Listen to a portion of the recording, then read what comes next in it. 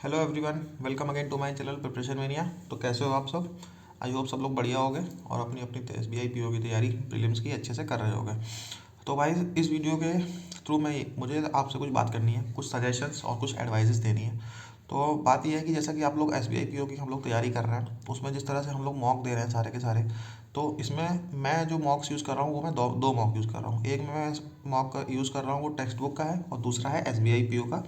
जो मॉक है वो है इसका प्रैक्टिस मॉक का। ठीक है, तो इसके लिए तो मैं टेक्स्ट बुक का जो लेवल है वो तो मैं उसको एक जेन्युइन लेवल मानता हूँ। हालांकि वो लोगों ने काफ़ी अपना लेवल बढ़ा दिया है, बट एक काफ़ी जेन्युइन हद तक टाइप के क्वेश्चंस हैं उसमें।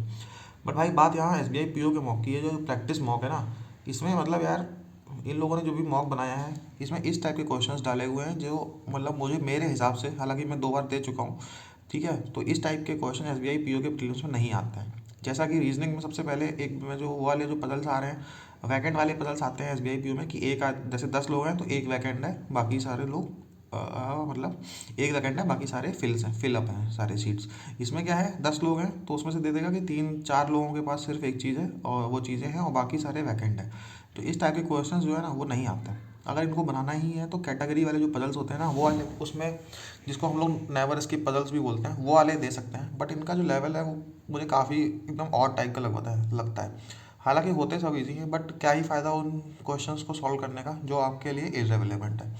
तो मेरे हिसाब से मेरी जो एडवाइस है कि practice mock S B I P O के लिए अब जो टाइम है ना, इसमें यही आपका कॉन्फिडेंस बढ़ाएगा एग्ज़ाम को लेके, है ना। तो इसमें आपको चाहिए ढेर सारी प्रैक्टिस और स्पीड। तो मेरे हिसाब से जो टेक्स्ट बुक और बाकी जो मॉक्स हैं वो यूज़ कर रहे हैं, उनके लिए तो ये सजेशन है कि वो अपना कंटिन्यू रखें। बट जो प्रैक्टिस मॉक जितने लोग यूज़ कर रहे हैं ना S B I P O के लिए, वो मुझे लगता है कि आपको यूज़ नहीं करना चाहिए। अगर आपको प्रैक्टिस मॉक यूज़ करना ही है तो आप इसे सिर्फ प्रैक्टिस के लिए ही यूज़ करें, ना कि मॉक देने के लिए। मतलब आप इसके क्वेश्चंस ऐसे लगा सकते हो, ठीक है, जब अगर आपको प्रैक्टिस करनी है। और अगर आपको रियल में सब उसमें कुछ मॉक देना है ना, तो आपको टेक्स्ट बुक स्मार्ट कीड़ा या जो भी आपके पास है गाइडली, उसका मॉक आपको देना चाहिए। तो मेरा सजेशन ये है भाई, क्योंकि आपके इसमें आएंगे बहुत ख़राब मार्क्स, क्योंकि इररिलेवेंट क्वेश्चन इसमें पूछे जा रहे हैं। अगर आपको सिर्फ प्रैक्टिस करनी है तो आप इसको रेफ़र कर सकते हो। तो जैसा कि मैंने यहाँ पे सिर्फ 2 मॉक दिए, तो भाई इतना ख़राब स्कोर, मतलब 43 मार्क्स आ रहे हैं। और जबकि दूसरे मॉक्स में मेरे टेक्स्ट बुक में 60 के आसपास ही आ रहे हैं, ठीक है। और इसमें देखो 39.25 आए हैं। तो इसके अलावा तो मैं आगे देना ही नहीं वाला हूँ। हालांकि सारे मैं सबमिट करके इसके S B I P O से पहले क्वांट और सब बाकी सबके जो रीजनिंग भी है उसके पजल्स तो मैं सॉल्व करके ही जाऊँगा। बट अगर आप ये एज अ मॉक दोगे ना, तो आपका डेफिनेटली कॉन्फिडेंस डाउन ही होने वाला है। और वैसे भी मुझे लगता है इस टाइप के क्वेश्चन, इन इसके जैसे क्वेश्चन ना एग्जाम में आने नहीं वाले, तो वो आपको कहीं ना कहीं हर्ट करेगा। और जो आएंगे क्वेश्चन उसकी आपकी प्रैक्टिस कम होगी, तो डेफिनेटली आपका स्कोर कम होने वाला हो जाएगा उससे।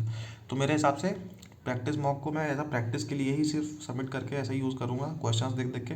बाकी अगर आपको सिर्फ सच में मॉक देना है तो टेक्स्ट बुक को मैं प्रेफर करूँगा जो मेरे पास है, क्योंकि उनका लेवल भी एक अच्छा खासा लेवल है अगर आप देखें तो। अगर आपने जिसने टेक्स्ट बुक नहीं लिया तो एक बार ज़रूर देना, है ना। और अगर आपका भी यही सजेशन है, आप भी प्रैक्टिस मॉक यूज़ कर रहे हो, मार्क्स कम आ रहे हैं, तो भाई डीमोटिवेट होने की कोई ज़रूरत नहीं है। अगर आप इसमें 40 के आसपास ला रहे हो तो टेक्स्ट बुक में आप डेफिनेटली 60 के आसपास लेके आओगे पक्का, है ना। तो यही एक एडवाइस थी जो मैं यहाँ पे देना चाहता था जिनके पास प्रैक्टिस मॉक है। तो अगर आपके पास है और अगर आपके साथ भी ऐसा हो रहा है तो इस वीडियो के कमेंट सेक्शन में ज़रूर कमेंट करना। बाकी मिलते हैं फिर अपने नेक्स्ट वीडियो में, ठीक है।